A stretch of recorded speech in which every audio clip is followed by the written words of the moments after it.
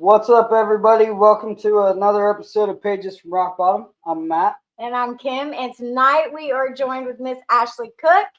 And I want to remind everybody of the trigger warning. Bear with me tonight, though. But trigger warning. We're going to be talking about substance abuse, all of it, guys. Just be Mindful. Yeah, mindful of your triggers, because if you're easily triggered, something that she says or we talk about might trigger you. So, be gentle with yourself and walk away if you have to. Ashely, how are you? Hello. I'm okay. All right, tell us who you are and where you're from. My name is Ashely Cook. I actually live in Syracuse, Ohio. But a lot of times I'm in Athens. I know a lot of people from Athens as well. I was born in San Antonio, Texas. So I'm an Alamo baby. My dad was in the Army, so I got to explore a lot of the world, not just the United States, but we lived in Germany for 3 years. I got to see Italy, Austria, Czechoslovakia. It was pretty cool. I was only 7, so I don't know how I still remember all that, but I do. My parents split up when I was like 10 years old, so we moved back here. My mom's parents lived back here, so we come back here. With my dad being in the Army, I was grown up with knowing respect for people. I had a lot of mentors of knowing respect, and that's hard nowadays because there's not a lot of respect anymore. I don't know. That's for sure. There's really not. There's not. But I just try to keep focusing on myself, I guess. That's all I can do, as long as I'm having respect. Every time I do leads, I usually get really nervous, so I did make drop notes. So after I get done, I'm like, oh, I missed something, or I should have said this, or I should have said that. So I try to cover everything. But so moving back here when I was 10, I have a brother. I have a stepsister, 2 stepsisters, a stepbrother, and a half sister. I don't get to see much of them anymore. I hope my brother listens because he still holds resentments for me to this day. All I can do is keep doing what I'm doing, showing that I'm not that person anymore. But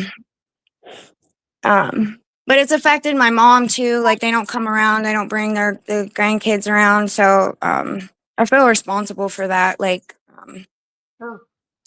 hope they do. That sucks. That sucks to hold that. Okay, so what is it? I was gonna say resentment is it's a powerful thing, and it's a really negative motivator. So hopefully maybe one day he can come around. Yeah, I hope so. So my addiction didn't start till later on. Like, a lot of the stories that I've heard from other people, like they grew up with this or around it, and I was not. I was actually the oddball out of my family, that the only one that has struggled with addiction. So it was a lot harder. I didn't know where to turn to. I was 18. I graduated high school. I went to Meigs High School with Wonder Rio Grand. When I had turned 16, I had started working at Subway. I worked there for like 4 years and then moved up to management and started managing a Subway then.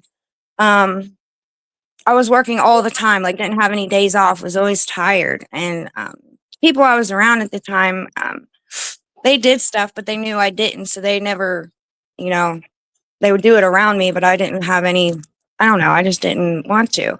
Well, it took a bad day that I went through, and I think it was a Dilaudid was the first thing that I had ever tried. Where I was so exhausted all the time, like I had no energy, working nonstop. Like this Dilaudid, when I did it, I was scrubbing floors and cabinets and all kinds of stuff. So it gave me all kinds of energy, which was really weird. So I should have knew then, that it was going to take me down a road. But what I didn't know then, I know now.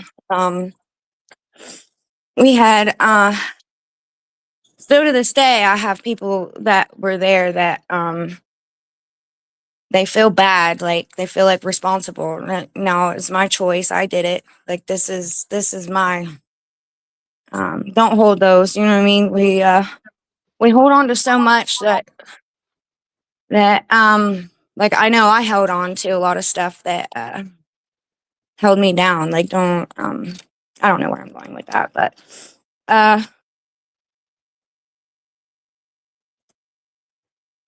it was after it was like 2008, I think.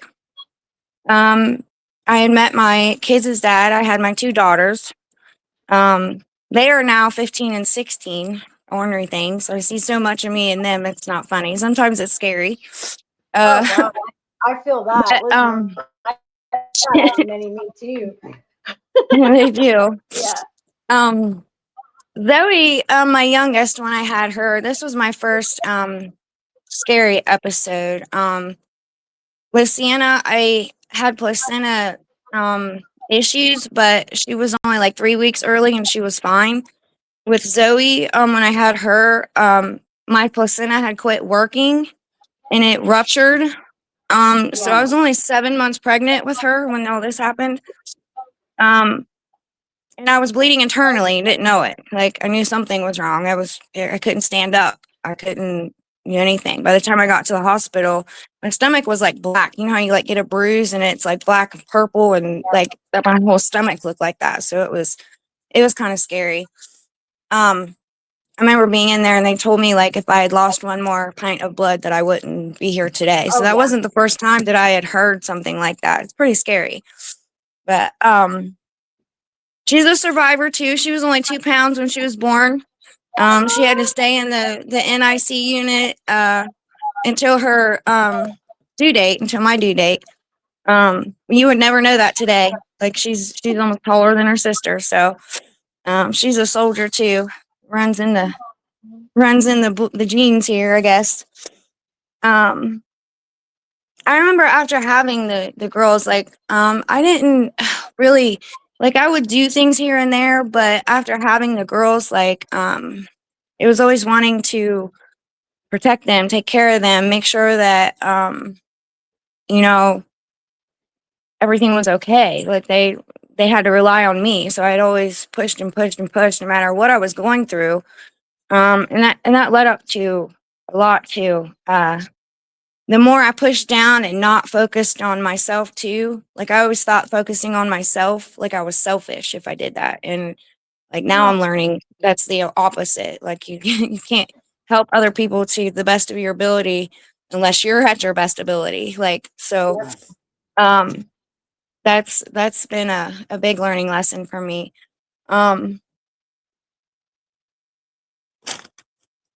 With I had actually married the kids' dad. We were married for a little while, but we had a bad divorce. We had a lot of things happen. It was bound to happen. But I can say honestly to this day, we have a relationship where I can call up if I have issues with the girls or something that bothers them and we're fine with that to the day. Like I never dreamed that we could have that relationship, but not many people have that. So I'm thankful for that. We didn't hold grudges or for the kids. They need that, you know, they need both their parents and they need them to get along as well. But after our divorce, I had, I couldn't work for a little while, due to having Zoe. They had me on like bed rest and stuff like that for a while. When I was finally able to work, I was working like 2 and 3 jobs trying to keep up with everything. Like as a single parent trying to take care of 2 kids, it's a lot. It's a lot. And it got to be too much. But with I let my pain get the best of me. I didn't know coping skills, how to deal with those things. I just kept pushing them down, pushing them away, not dealing with them. I have to worry about this job. I got to pay these bills. I got to do this. And eventually it got to where I couldn't handle anymore. Like I would start drinking all the time. I worked at a bar, so it became easier too. Oh, yeah. I got my first DUI. And that sucked because my license got taken away. So then it was harder to get to work. Damn, on the first one. Yeah. Fines. Yeah, first they one? suspended them. Well, I had fines that I needed to pay too. They got suspended, yeah, over fines as well. And then I didn't know that at the time, so I got a driving with suspended license too. So then my charges kept racking up. It was like it was so hard to get caught up, no matter what you did. Yep. And then there was such a thing. I didn't have a clue. There was thing that you could get as a work permit. Like you get a permit to drive to work, and that was it. Well, then, like, I would get those for every month and be able to drive to work, but then it would always be like 2 or 3 days expired. You'd have to go and renew it. And I would get pulled over right before then. So I'd get another driving with suspension. So, I mean, yeah, I had a long record of driving under suspension, and it was exhausting. It was hard getting caught up. But the drinking, I had started doing the pain pills. That's where mine all started. Like I had back issues too, got prescribed them myself. And when I got prescribed them myself, that just fueled the fire. That's all that did. I wish I would have never been able to get those, but what you don't know then, you know now. I don't know how many times I can express that. So it caused a lot of the more and more everything got built up. I had stayed with my mom for a while after the divorce. We were getting into it nonstop, fighting, and my mom can only tolerate so much. You know what I mean?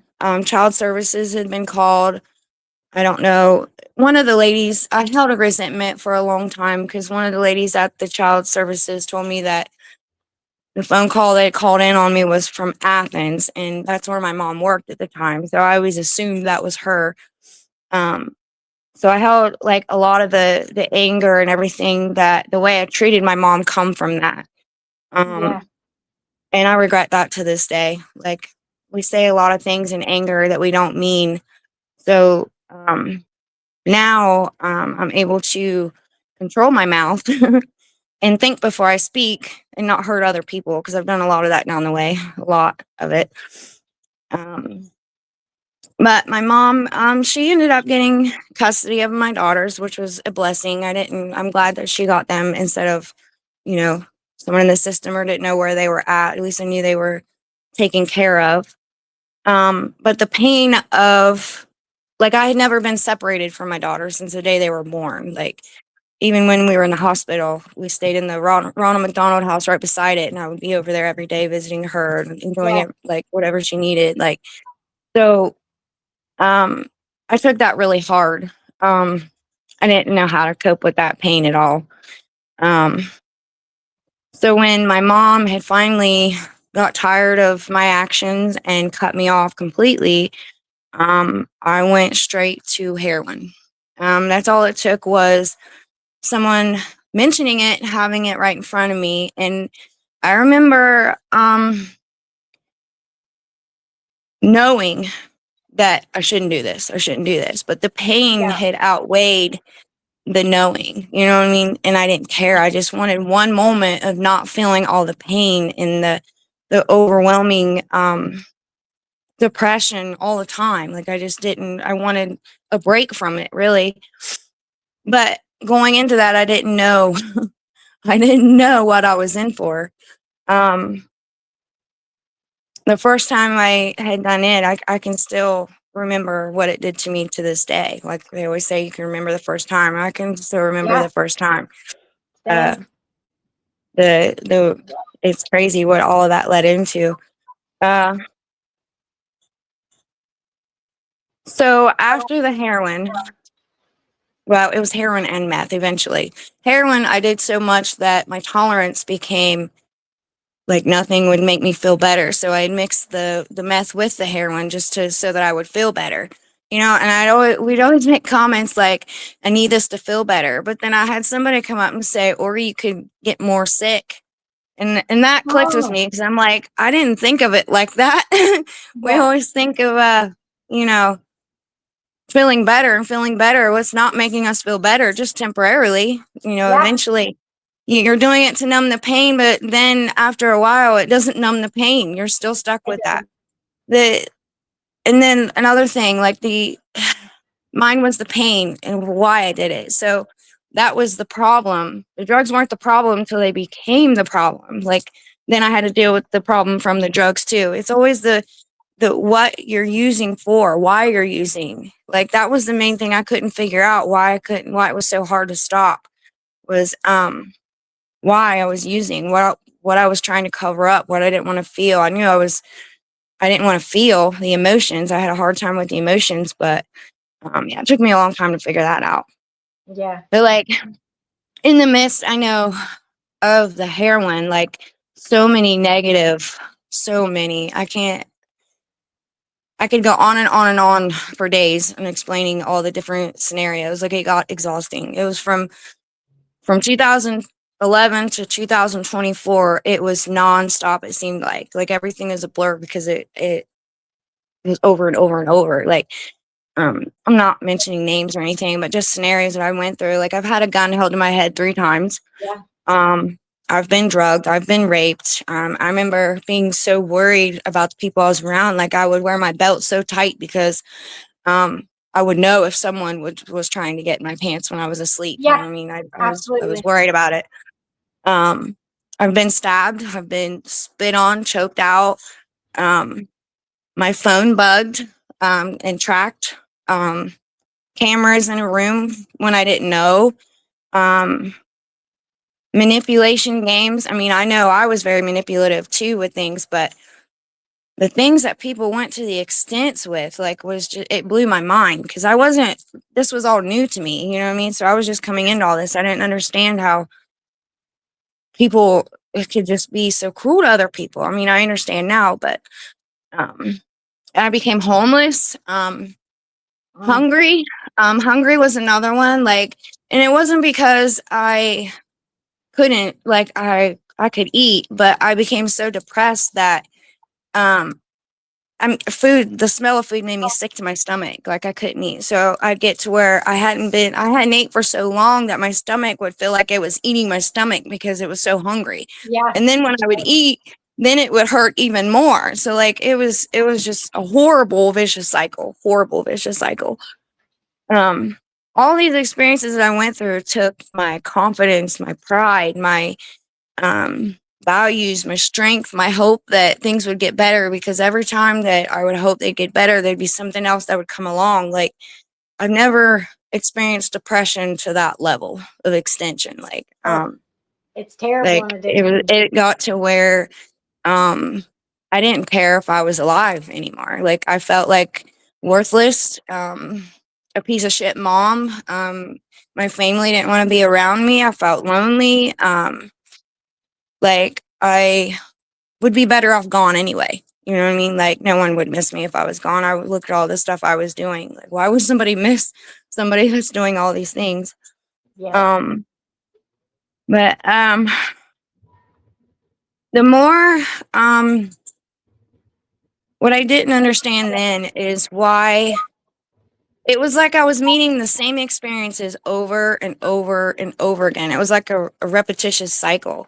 Yeah. I would leave one person and then I would end up in the same situation again with another person. And I was like, I don't understand. I have never in my life had a hard time getting away from people like this. I don't understand why. Yeah. Well, what I learned was that the pain and everything I felt, they were feeling the same pain as well. Like, you know how like when you feel a connection with somebody, like you connect with that person. You know what I mean? Like you associate with that person. So like I was attracting the people that were feeling the same things I was. So that's why now I understand it. I didn't then. Like it ate me up. I didn't get it. It took me a long time to get it and to understand. And then even like if people would hurt me physically or even mentally, like even if I was just trying to protect myself, I would still feel guilty for that afterwards. Like, so I didn't get how it was so easy for people to do that. I don't know. I mean, when you experience so much pain, they're just trying to protect themselves too. You know what I mean? In a way, maybe I said something that had reminded them of something from the past they had dealt with. I mean, who knows? But I'll get into more of that here shortly. Let's see here. I don't know how many times. I know I've been to like 4 to 6 rehabs. Maybe I know I went to one in Portsmouth. I went to a Southern Ohio Medical Center, and they detoxed me there. I've been to the Field of Hope, and things just weren't clicking with me. Rehabs, for some reason, overwhelmed me more because I am an empath, so I feel a lot of emotions from other people. So it was hard for me to get my own mind and be able to work on myself and feel other people's emotions at the same time. So like it was very overwhelming. I feel like that's like the infection me getting later was a blessing in disguise because I was able to sit with myself and focus on myself. Like, I don't know. Yeah. I think everything happens for a reason. Carlson Center was another one too that I went to. It's in Athens as well. What do I got here? There's so much right now. There was a time, when I was depressed that it scared me the most because when I got to where I didn't care if I lived or not, the pain of my daughters not having me there and then me not being scared, that scared me. Like it was weird. Like I wasn't scared of leaving this world. Like I was doing reckless things, like getting on a motorcycle with somebody and going 120 down the highway and not having a helmet and stuff. That didn't scare me. But the fact that didn't scare me was what scared me. So it was really weird. The stuff I was battling, like it was just, I don't know. My mindset got to a dark place. I remember getting to where this happened right before I got my infection. I remember, I don't remember exactly what happened during the day, but I know it was a very bad day. And I got to where there was a thunderstorm, the lightning crashing down all around. That didn't even bother me, but being outside, I had a breakdown. Like I fell to my knees and just started crying. Like, please help me. I can't do this anymore. I can't live this life anymore. I think that was my my surrender moment. A lot of people, when they say that we have to hit rock bottom, that was kind of my right before my rock bottom, I guess. I wanted to quit but didn't know how. I felt like I had tried and wasn't accomplishing anything. But it was not too long after that was when I was somewhere. I had actually laid there like I hate going to the hospital. I hate going to the hospital. I knew something was wrong, but I laid there for 5 days, like before I went to the hospital. Okay. Yeah. And something, this time was a little different. Something in me told me you need to go now. Like, I don't know, but took me a minute to be able to find a ride because it got to where like I had pains in my chest. I couldn't breathe. I was gasping for air. I couldn't walk. I had to have help to walk to the bathroom. Like it was crazy.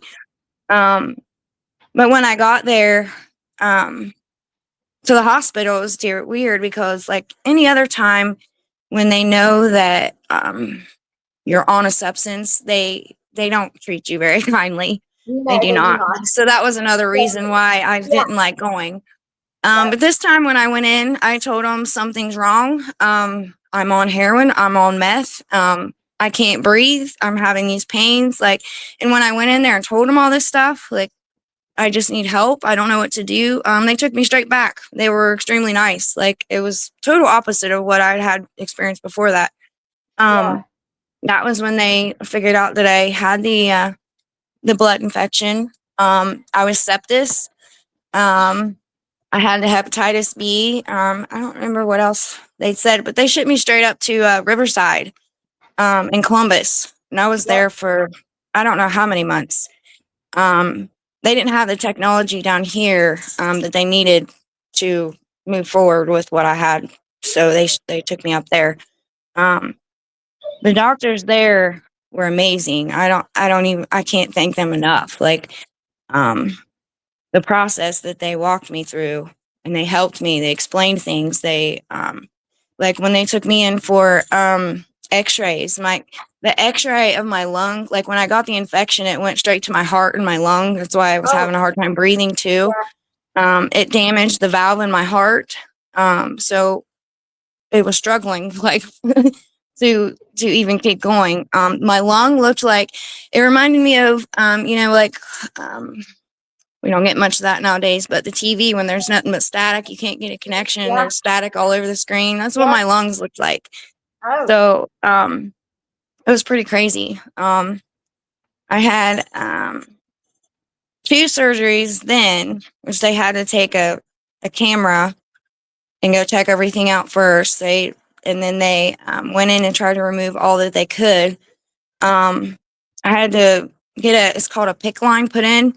Get antibiotics 3 times a day. And this antibiotic, I mean, was a strong antibiotic. It made me sick to my stomach. Like, it was hard to eat afterwards. Like, so it was a really miserable time. And then withdrawing on top of it, on top of going through all this stuff, was pretty tough. Yeah. So, see where else am I here? So what type of infection did you end up having? Is endocarditis.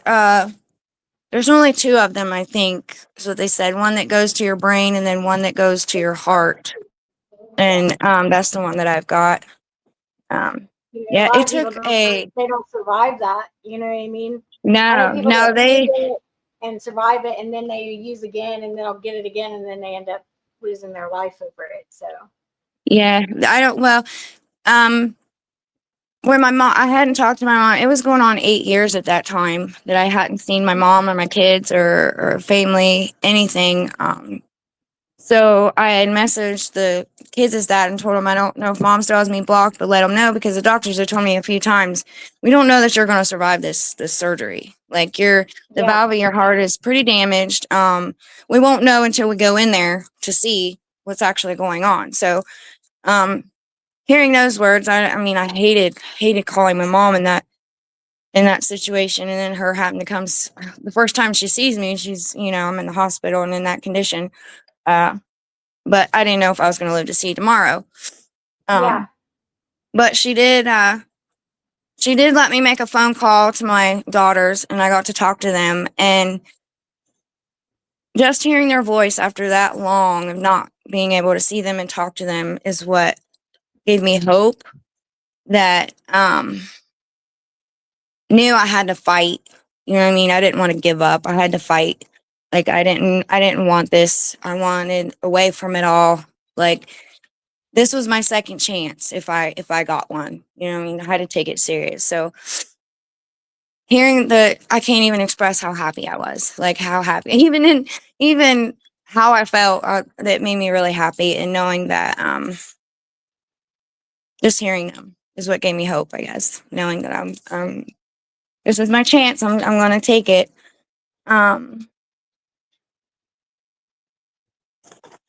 It was, Dr. Kim, like, before, well, when they told me I had the infection, they told me, before they went in, they told me I had to do the open heart surgery, which was replace the valve, but they wanted me to be at least 6 months cleaned up. They didn't want to do the surgery if I was going to go right back to using. So they wanted to see my effort into staying cleaned up too. So, I was at the hospital for maybe, I don't know the exact timing, probably 3 months, maybe. I don't know. After that, I left there and had to go to a nursing home to continue getting the antibiotics to clear out the infection, because it was shortly after I left the hospital, the infection came back. Like, they must not have got it all when they went in. So, they had to put me back on a PICC line again. So I'm like, oh, not again. But they did let me do it at home this time.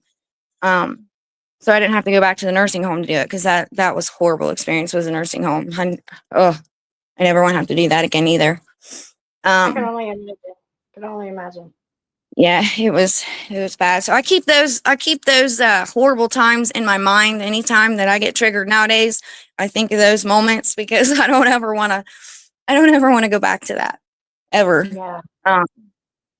I know after I left the nursing home, like, they had gave me Suboxone to help with the withdrawals. Now, mind you, I'd been in and out of getting Suboxone for like 9 years prior to that. So I'm like, I know Suboxone would help me, but then I knew I'd have to withdraw the Suboxone eventually too. Yeah. Like, I was like another something to have to go through. But I ended up leaving there, going to a Carlson Center.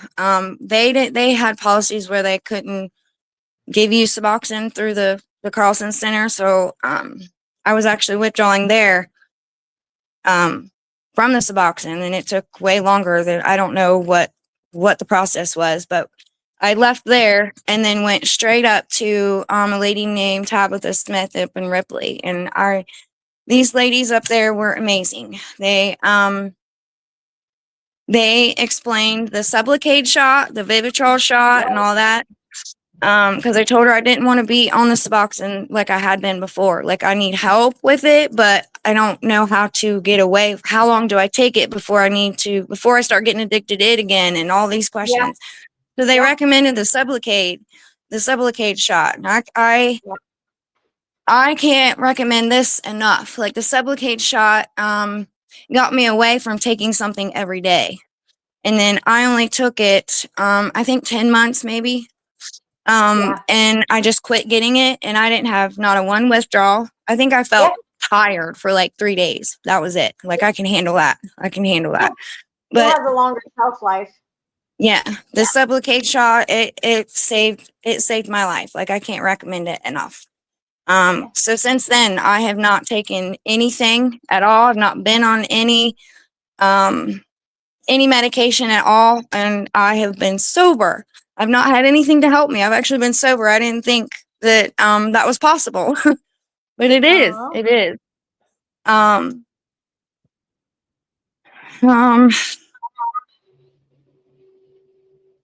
See, where am I? I'm gonna skip everything.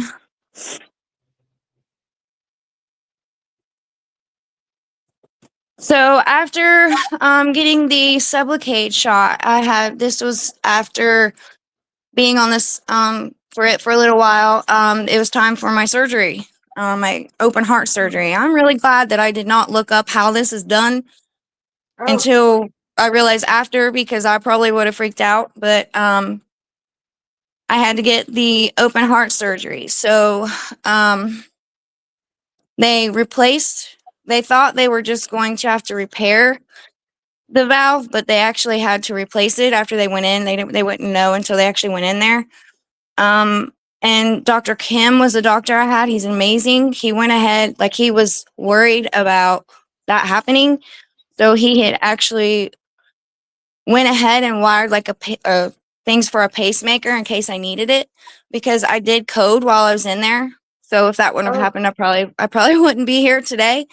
But where he had already done that, they were able to hook me up to the pacemaker. My heart was damaged to where it wouldn't beat on its own. Like, so I do have a pacemaker put in. That was the fourth surgery I had that helped save my life today. So I can't begin to explain how many times I've been so close to death. And so I know that I'm here for a reason, you know. That's why I try to help as much as I can and tell my story.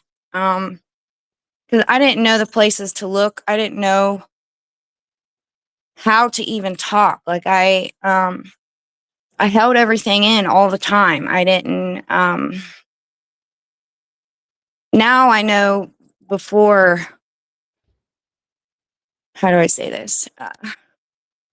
communicating is a big thing. You can only hold in so much. Like, okay, so this comes into with like forgiveness too, and when I work the steps, but you like your mind can only hold on to so much. But I saw this video of where like you hold this water bottle right out in front of you, you know, and you can only hold this water bottle for so long. It might be light, it might be you know, not weigh a lot, but eventually holding your arm out, holding that water bottle, your arm is going to start to hurt. It's going to shake. It's going to, you know, your body's going to break down just from the weight of this water bottle. And that's what we do to ourselves with stress, with holding everything in, with not forgiving people, with not holding on to all that. The weight just keeps piling up and keeps piling up.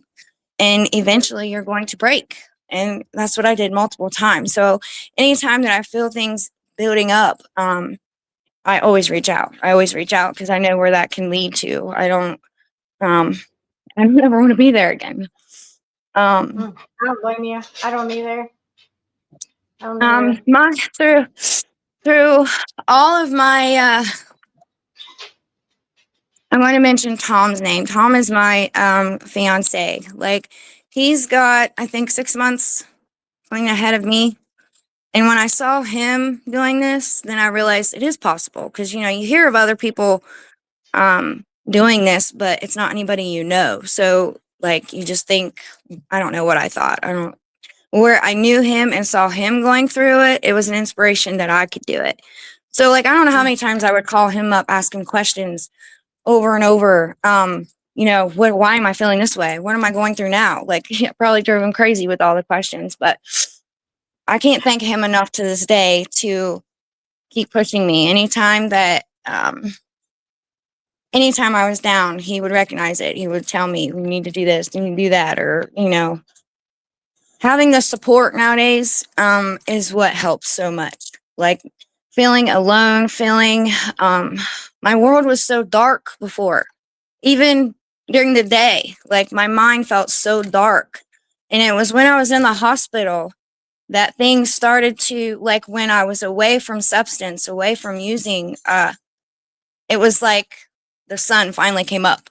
It was so weird. Like, everything hit me like a brick wall. Everything started making sense. Like, why was I doing that? Why would I'm like thinking of all the things. Like, it was very overwhelming. All the emotions you numbed for so long, they start to come back. And it's very, very overwhelming. So the one thing that I did know was to just let these emotions come in, feel the emotions and let them come out. You know what I mean? Hiding them and pushing them away for so long didn't work. I wasn't going to work anymore. So I had to try something different. So just trying to feel all of them, cry it out, you know, punch it out, whatever I had to do, I was doing it because I knew what it would lead to if I didn't.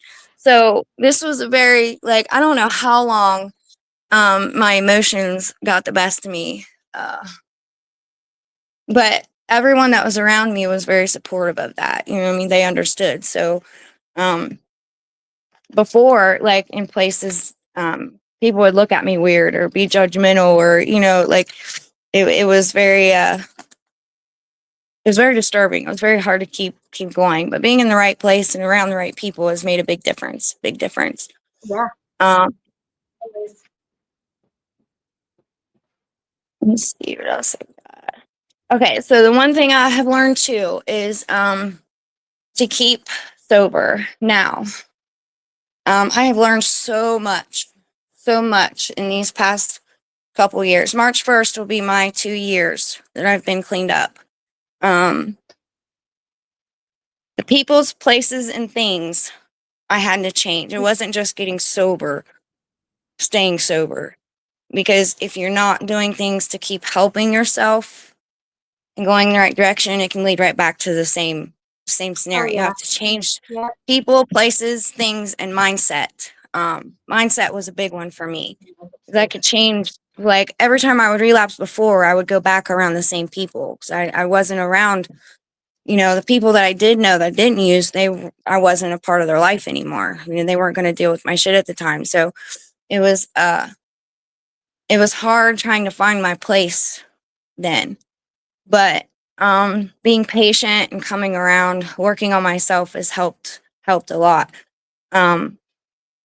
Like the one scenario I heard, I never believed that like other people could change my behaviors, like being around other people, and they really can. I had to learn that the hard way. I started like saying the same things that they did or doing the same things, and that became the norm, and that wasn't the norm for me. So I didn't understand that. Like if you have a basket of fruit and you have one bad one, that one bad one's going to eventually turn all of them rotten. You know what I mean? It Yeah, doesn't, for if sure. you're around negative things, you're going to start thinking negative things too. So I had to learn to change that. And that is a hard process in itself. Changing your mindset, what you're so used to doing. It was like changing my whole world, everything about it. It wasn't just staying sober, like it was changing all of it. Everything in my life. At that point, I was ready to though. I was tired of, I didn't like the lifestyle. I couldn't handle it anymore. The pain got too much for me. I don't do well with, I can do well with physical pain, but when it comes to mental, no, it breaks me down pretty fast. The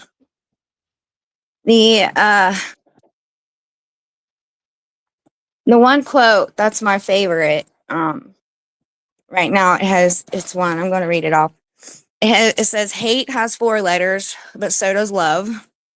Enemies has 7 letters, so does friends. Lying has 5 letters, so does truth. Negative has 8 letters, so does positive.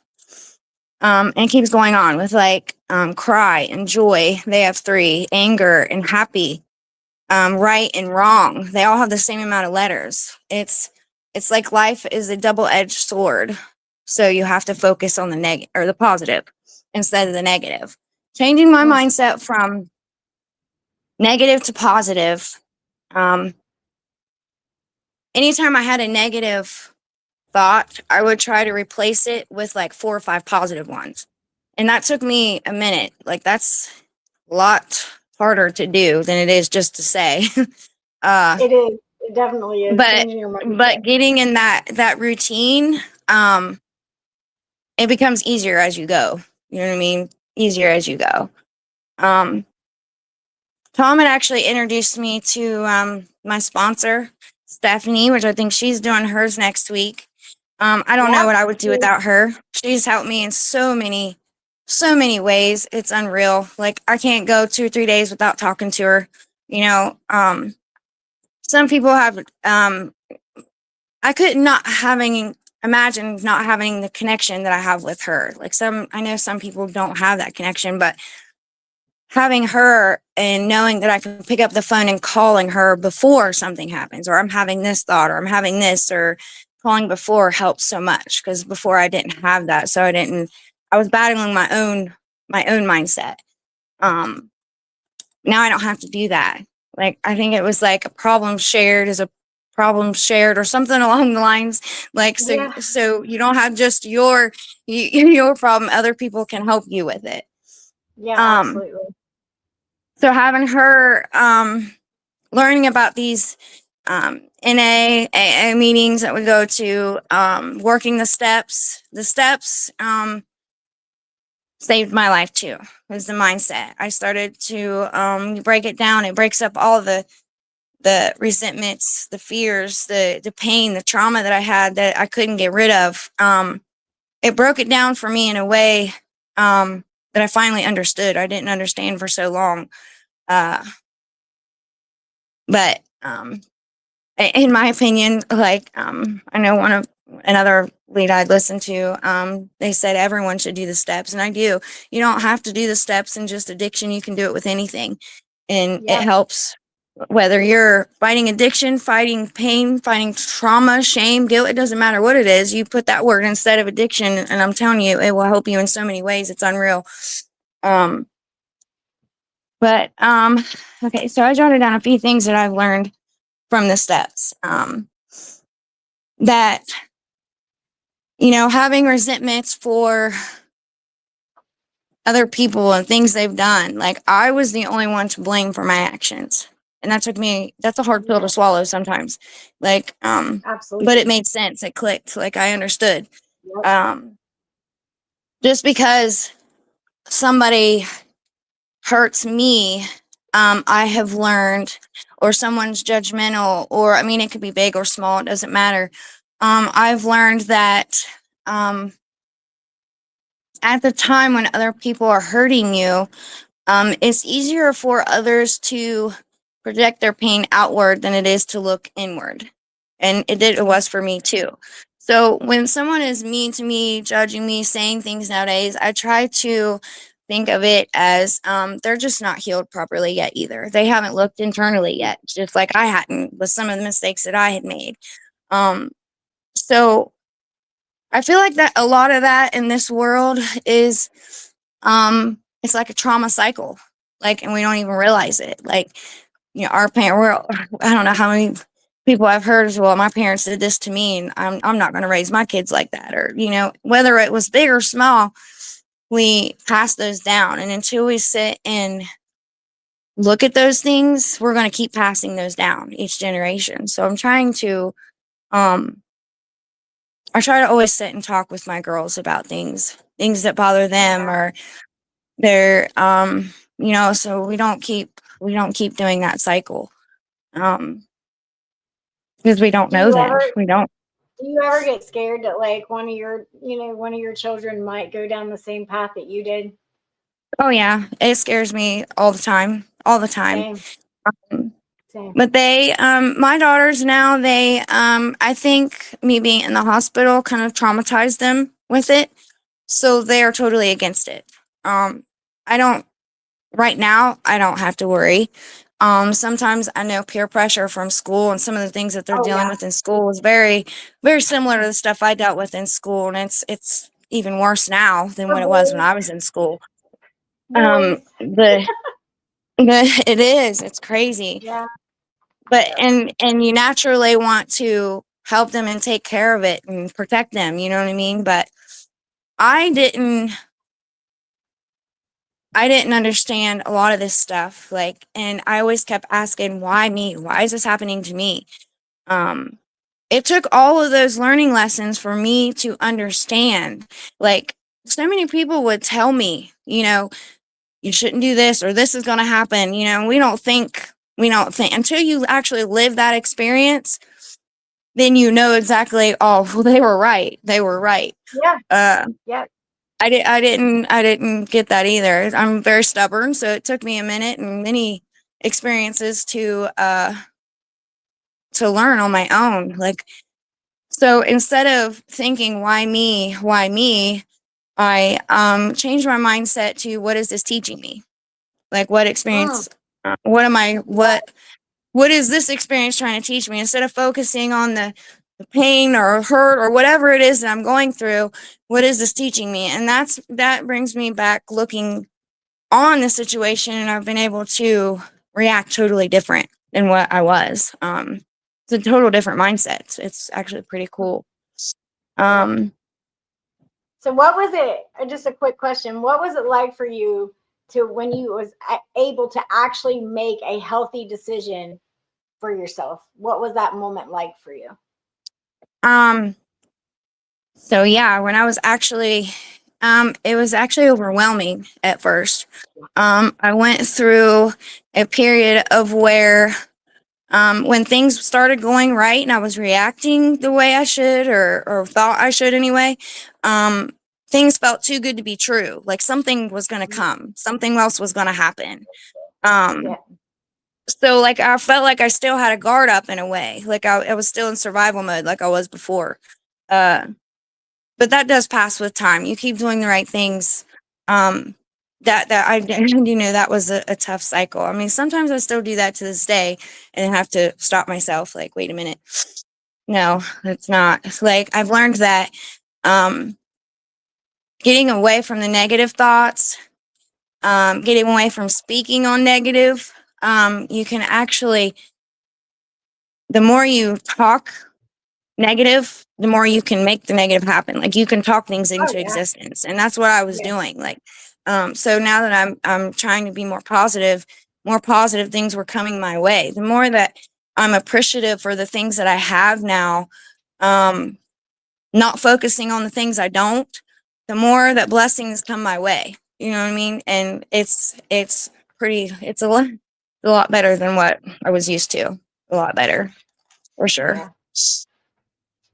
Fear is another one. I didn't realize what, we all think that we're not scared of, so many things. We've already been through all these experiences, and I'm not afraid of this. I know what to do in this situation, but the steps broke fear down for me. Fear, I was afraid of fear of judgment from others, fear of success, even fear of failing after success, succeeding. There was so many fears that I didn't even acknowledge that I even had. And now that I see that, I recognize fears everywhere. And they hold us back. They hold us back from so much, because if I didn't have that fear, before I had got cleaned up, like, I knew that getting cleaned up would be so much better than what my life was using. You know what I mean? I knew that. But the fear of so many things held me back. And knowing that now, I'm always up for change, up for new things, up for, you know what I mean? I try not to let that hold me back any, because it did. It hold me back for so long. I've learned that the things that I don't want to do or don't feel like doing are the things I need the most.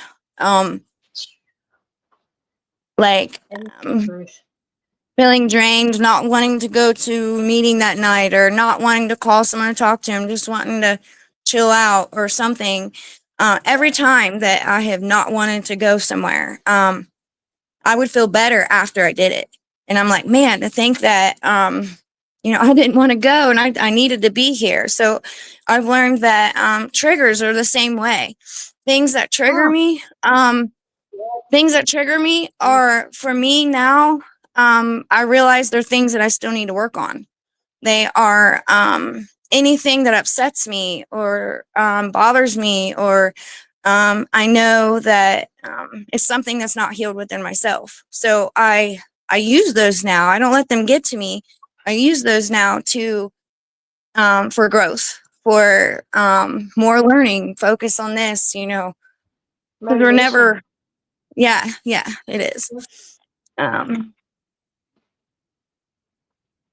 already talked about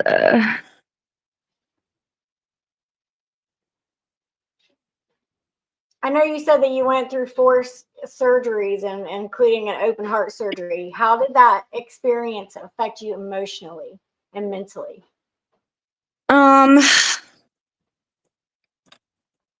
It was pretty scary. I know a lot of people talk about, like, when they have a near-death experience like that,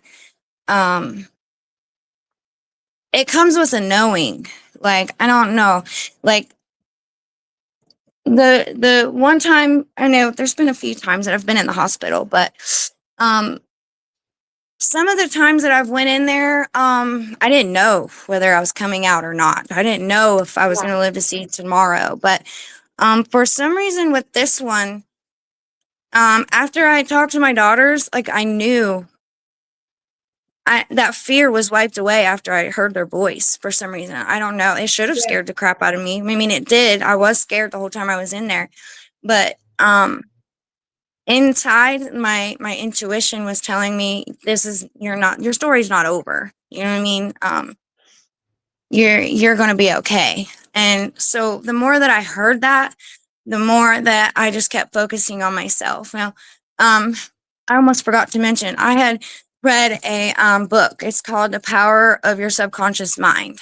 And this book, it helped me with my mindset as well. It would talk about how you can heal yourself. You can, with learning about the mind has helped me in so many ways, because it was the mindset. I was my own prisoner. You know what I mean? Like, we are our own worst enemy. until the lock for that prison is on the inside. And the only way that you're going to open that is through yourself. Not anybody else can do that for you. It doesn't matter how many times they try to tell you or force you into this. It's not going to happen unless you do it yourself.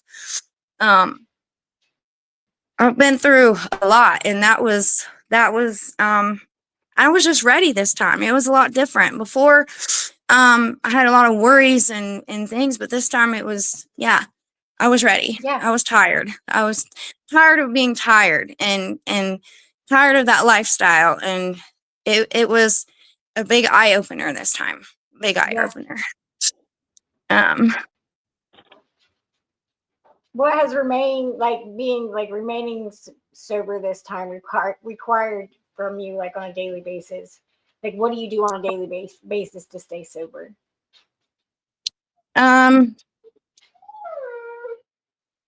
Helping others, focusing, taking inventory on myself, not steering away from any of this stuff. Like the moment that I get away from it, the minute I fall back into old patterns, same thought routines. So I have to keep myself in check all the time. That, and I have a sponsor, and I have Tom and family to help me do that as well. So, but helping people too, helping others. Like now, I have sponsees myself. I sponsor as well.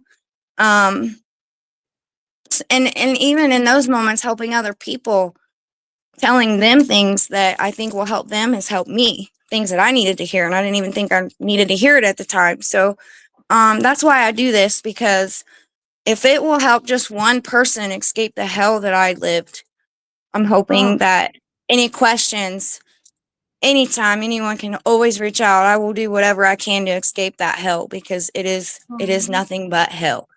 And especially if you don't know what direction to turn to, who to talk to, it makes it a lot harder.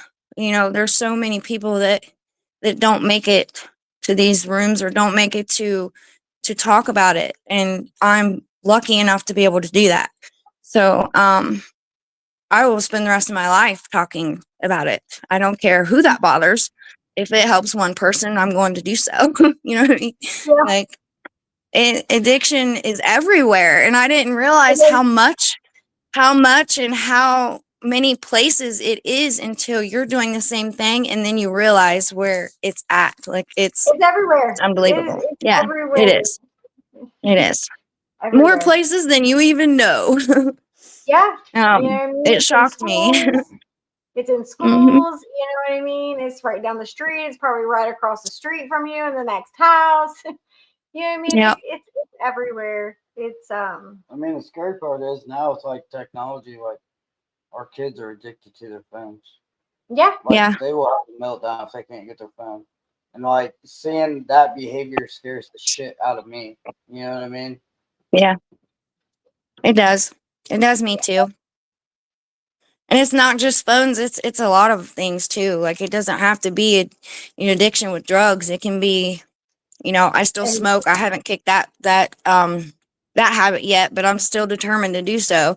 It can be with coffee, it can be with caffeine, it can be with you know, anything at all. It's not just it's overcoming your own mind and your own thoughts is what was the hardest for me still to this day, but it's a lot easier. It gets a lot easier as I go.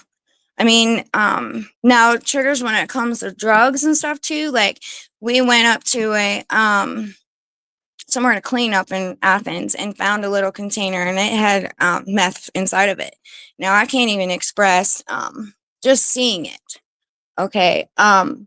My lips would get numb. Like, I had already did the drug itself. Like, and that scared me, because I'm like, oh my gosh, it doesn't matter how long you have cleaned up, you're still gonna, I cannot even tell you, my whole body, it felt like I had did it, and it scared me, because I'm like, what the hell? Get that shit. Get rid of it now. Don't even. No.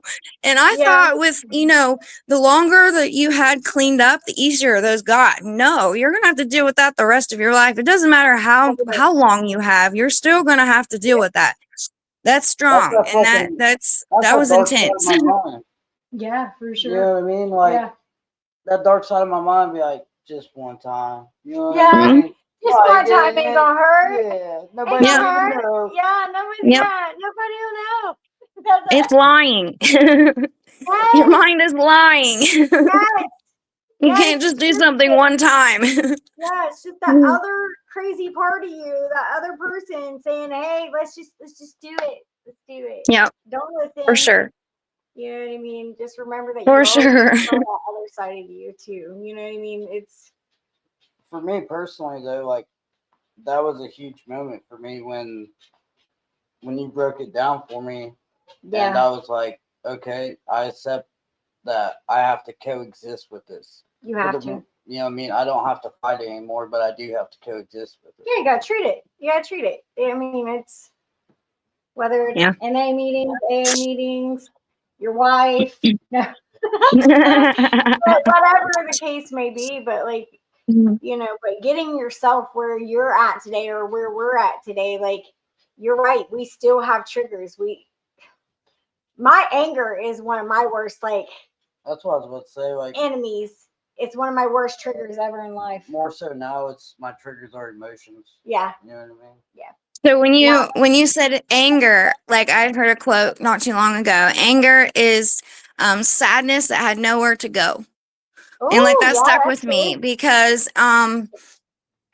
anger comes from pain or something you went through or something some way someone treated you, you know what I mean? You get angry with that. You don't like to be treated like that. Like it's so when you get to heal the versions of yourself, like I haven't lost a lot of my anger, but I'm able to react to a lot of Yes, things without having that anger with it now, yes. if that makes sense. It does.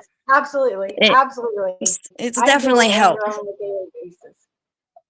I It's don't know I'm how not an many angry times person, but I react angrily. If that makes yeah. like that's my first, it's my go-to because you know I still you know I work on it and I think I do pretty good. I do. Way better. He said it's way better. One thing that I think worked for me, one thing that worked for me too was that this may not work for some, but was a 10 second, like 10-second yeah, pause or something like yep. that. Take turns Before you talking. say something when you're angry, you Yep, pause for 10 seconds and it gives you 10 more seconds to think about what you're going to say before you say it. And that one helped me a lot too. yep. Maybe Because I so you didn't can like, say the right thing. What's wrong? I Yeah. hated hurting people. I Me don't like too. hurting people and saying things when I'm Yeah, mad, you know what I mean? So, yeah, yeah. after Um, that. how has your mindset changed from active addiction to recovery? It's changed a lot. It's changed drastically. Like I just remember it being so dark before, so negative. Some of the things I thought were the norm for me, it's mind blowing what what the drug does to make things think that it's okay. You know what I mean? Some of the things I did in active addiction I would never do Yeah, um sober. not using. Yeah, So you know what I mean? And to think that that was okay, I didn't understand why that became the norm, but it when we were at so I won't talk about we were at a Lost Voice meeting. I'm a part of a group called the Lost Voice now. It's ladies that had got together you know, because they dealt with addiction as well. Whether it been a child, family member, they didn't understand to this extent what was going on. So they have formed a group down in Meigs County where you can come and talk about those things, questions that they had. Well, right now, well, Tom was there at the last meeting, but I've been the only like addict there, and I'm hoping that I can get more addicts, you know, in recovery that come and can help because we try to think of other ways that we can help answer questions people going through the same thing that don't understand, help them understand what they can do to help their loved ones. You yeah, know, there's not enough in this small town where I'm at.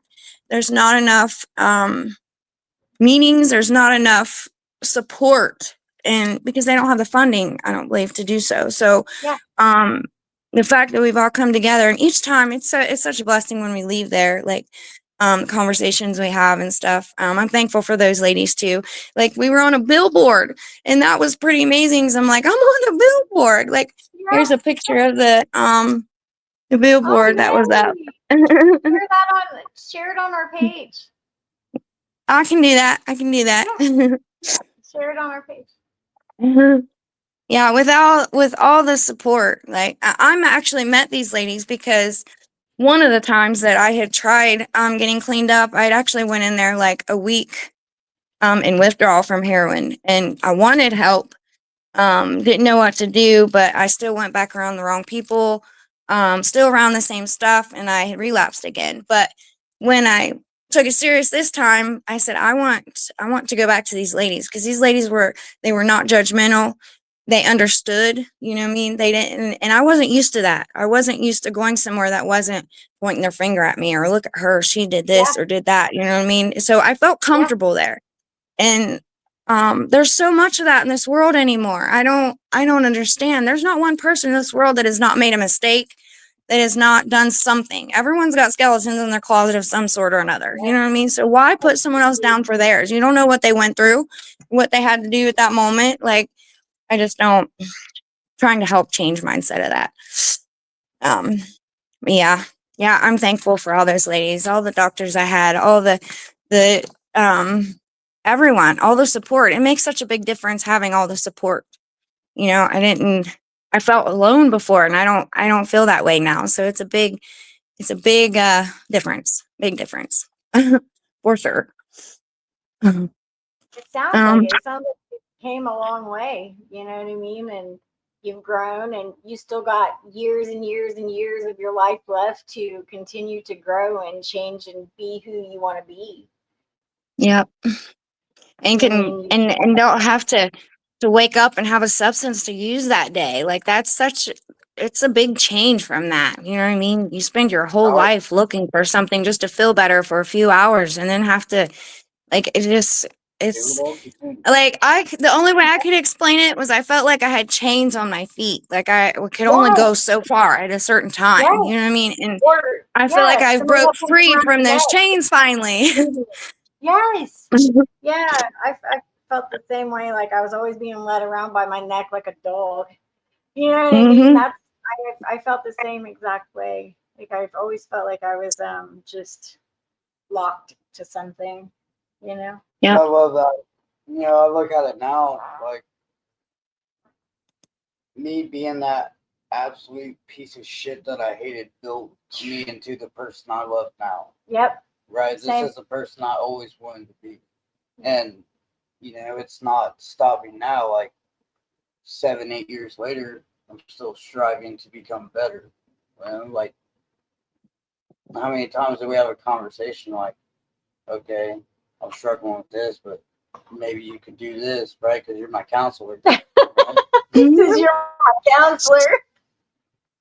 I use a lot of the painful experiences I went through and turn it into purpose now. Like, I never thought I would be able to do that. I never dreamed that I would be able to do that. But now, seeing, like, being an empath that I am, I can sense pain like that. So, or a lie. If someone's lying to me, I can feel that. I don't know what it is. My intuition, I don't know, but I can spot pain from a mile away.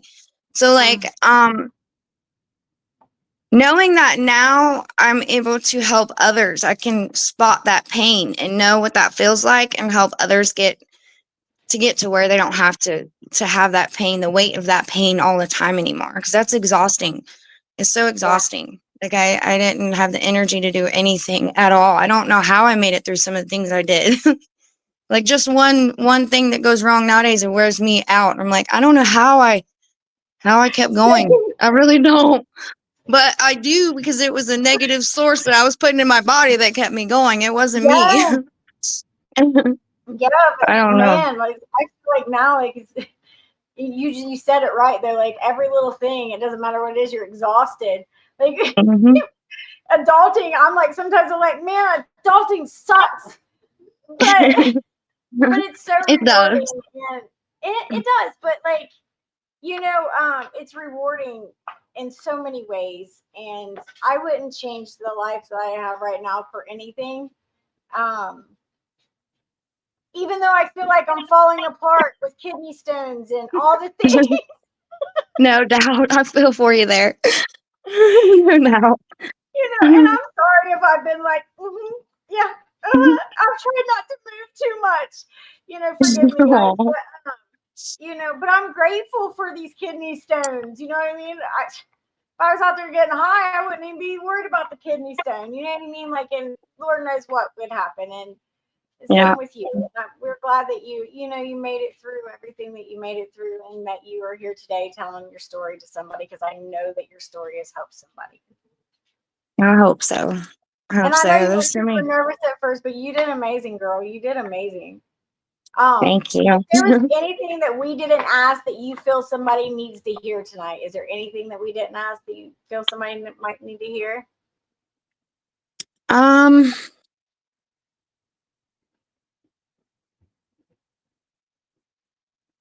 Mine has been staying positive. Like even when my mind or my world feels like it's coming, falling apart at times, it's staying positive because I know how quick like I can fall back into and how quick those can lead to other. I worked too hard to get to where I'm at and fought my own mind and been in battle with my own mind for so long. I don't want to. I'm done with that part of myself. You know what I mean? But without that part of myself, I wouldn't be who I am today either.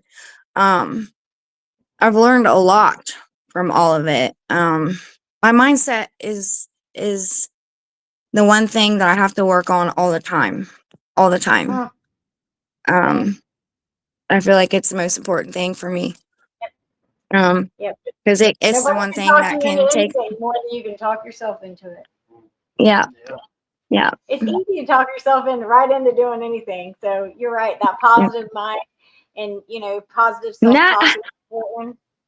our minds can be so negative too. I mean, I know people that have said mean things about me. Those things that they've said about me is not something I haven't thought about myself already. You know what I mean? Part of me believed what they would say. So like I have to keep myself in check. I'm not that person anymore. Like don't if I focus on everything else around me, I'm losing sight of myself again. So I always try. I don't feel like it's selfish to do that anymore. I used to do that and I can't. I want to help. I want to I'm hoping that, I can help another addict not have to get an infection and have to have surgery just to quit using. You know what I mean? Like you Yeah. can stop before that point, before you get to that point. And there are resources, even if you don't know where to go, ask somebody. You know what I mean? Like, because I didn't know at the time.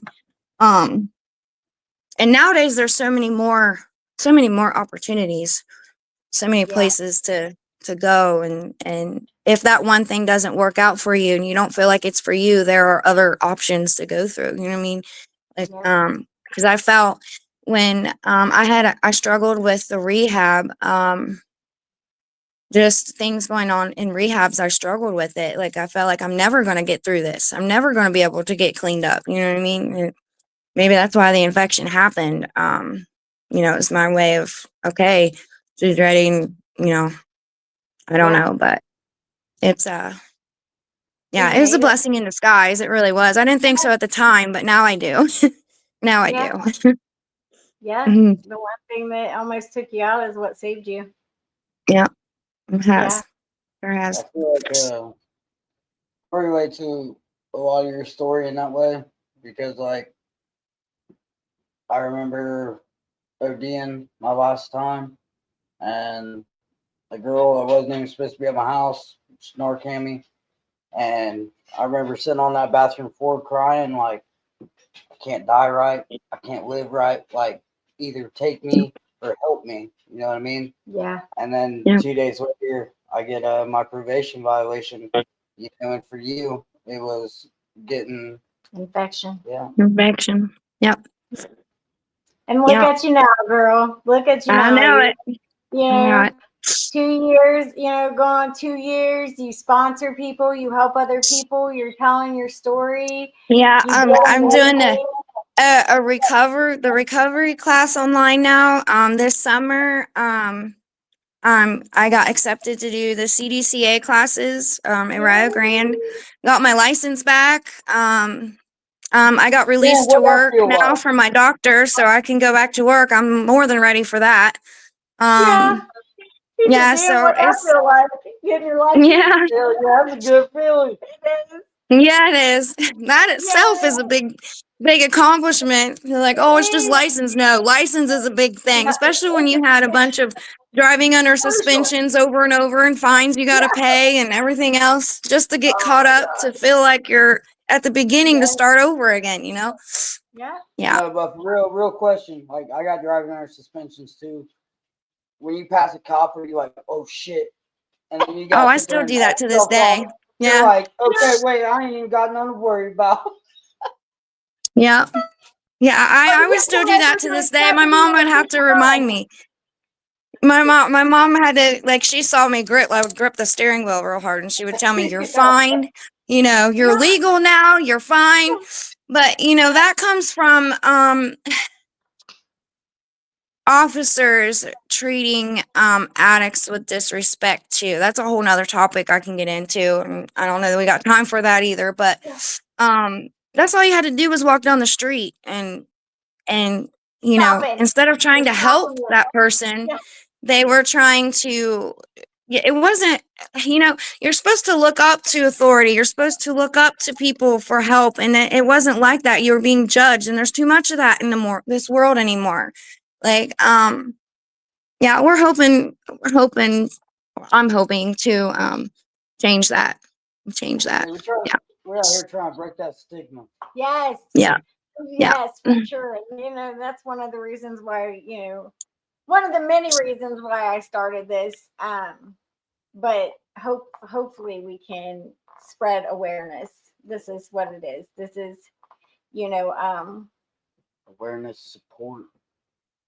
not everybody's bad people, or a bad person. We just make bad decisions. And, like you said, we're not thinking clearly. So like, maybe, show a little bit of compassion and understanding about what the other person is going through. And if you don't understand what the other person is going through or what addiction truly is, maybe educate yourself. Yeah. Because hey, it doesn't mean that you have to enable that person or help them out and give them money to go buy drugs. Nobody's saying that. I'm saying just show a little bit of compassion and understand that, like, hey, that person's really truly going through something, and that may be their only coping skill. Yeah. Just be kind. Be kind to people, and if you can help somebody, help somebody. Sometimes just Yeah. asking somebody how they're doing is enough for that person for Yeah. that day. Just one nice comment can change someone's whole day or their whole, make someone feel like they are even seen in this world, Yeah. not invisible. Yeah, they have like New Mexico County has like a site, like anytime anybody gets in trouble, and they usually they post a lot of people that get in trouble with drugs, and I don't agree with that because that comes with shame and guilt and everything too. And those are two other things that are hard to get through as well, just the shame Yeah. and guilt. Even like relapsing, you have the shame and the guilt that follow you with that too. I didn't get accomplished, you feel like a failure. Like, you've already got enough of that already on your shoulders that you're trying to fight every single day. And then to plaster it on social media for everyone to see, so everyone around you can shame you just like you do yourself. So Yeah. it's just, I just don't agree with it. But yeah, like, usually I try to, anytime I see people that that I know, like, and this was before I had actually got cleaned up, but I sat and wrote out, it was 2 pages and it was 3 columns on each page, and it was people that I knew that had overdosed. And I got sick to my stomach and couldn't write anymore. Like, this is why I do this, because I'm tired of seeing names that I know that pop up. It's everywhere. Yeah. You know what I mean? Yeah. So, and I was almost one of those people. You know what I mean? So, it wasn't from an overdose, but it was because of the drug, and it doesn't have to get to that. It does not. You do not have to get to that point where you can quit. You can do it. It is possible. It is. I can't stress that enough. I didn't think that it was possible, but it is possible. I don't know. It's just, you gotta want it bad enough. You gotta want your sobriety more than you want that drug. You really do. You have to use the same energy that you use to get up and get that drug every morning. You have to use the same energy that you did to stay sober. You know what I mean? If you want it bad enough. So that's what I try to do. I'm thankful for it today. Like, I love it. Well, we are thankful that you chose us to come on and share your story with. We appreciate Thank you. Well, I appreciate what you guys are doing. Stephanie, it's this Wednesday, Stephanie. This Wednesday. Wednesday, Stephanie will be on to tell her story. One of your she's part of your story. So I can't wait to, hear her this Wednesday. But once again, thank you for, choosing us to and trusting us to share your story with us. We appreciate you more than you know, and I know that you help somebody out there. And I will be making a shirt in your honor with something that you guys said in your segment, so I will share it. What's your favorite color? If it's a shirt to wear, black. I don't know. I love black. So Me too. Goes with everything. Black and white. That's it. Black and white. But yeah, you said black and white. That reminded me too. So I got tired of holding on to pains, but pain nowadays I'm able to balance. You needed the both, not to get rid of your pain, but to use your pain to know where you've been, where you don't want to go, and to the positive things that I've learned now. It's balance, balancing them out.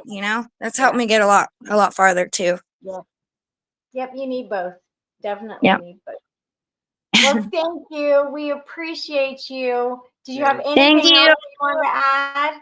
Anything at all?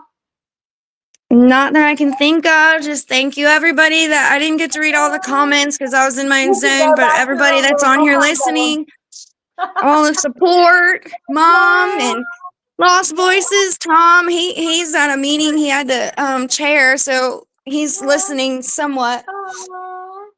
I think your daughter was on here too because she said that's my mama. So yeah, that's awesome. Through and check out all the support that you had, and your story was amazing. And keep doing what you're doing, girl. And if you ever need anything, reach out to us. Okay. Make sure you post your group on our page. Yeah, post your group. Try to get that group for you. Yeah, try it. We'll share it on. I have a couple pages. We have pages for Rock Bottom. We have March United because I have my own event here in Waverly, Ohio, where we do March United of Pike County. So and then I like I said, I have a few pages, so we can share it out on all the pages of all the links. Yeah, I didn't know you had other pages too. That's awesome. That's awesome. Check it out, March United of Pike County. It's an event that I started probably 2019, and we have it every year, once a year in Waverly. Yeah. I started because when I was in transitional, I used to come back home, on the weekends, and you would see all the homeless people, walking around with backpacks and stuff like that. I'm like, man, and I knew every one of them. And I'm like, man, we need to start something. And I told my probation officer, we need to start something to, show people that, recovery is possible. So we came up with March United, and we've been doing it ever since. So it's awesome. Everybody in this town knows me. Things I didn't say. And I was going on 8 years. So. Yeah, things I didn't say, someone else will that will help somebody, So keep doing it. I think it's amazing. Yeah. Oh, well, amazing thing. All right, guys. We appreciate you.